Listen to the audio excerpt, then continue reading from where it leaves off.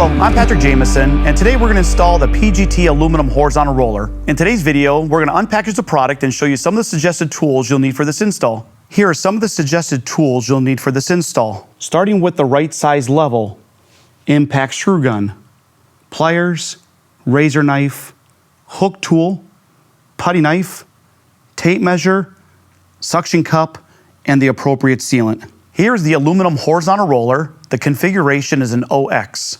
I'm now going to unpackage the window safely.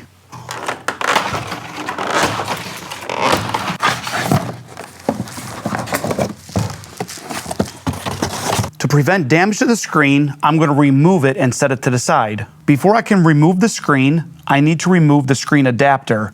The screen adapter is snapped into the jamb. Either using a hook tool or putty knife, you're going to need to unsnap the screen adapter from the jamb. I'm going to continue using my putty knife and pulling the screen inward a little bit. I'll be able to grab the adapter and remove it. With the screen adapter removed, I can now remove the screen a lot easier.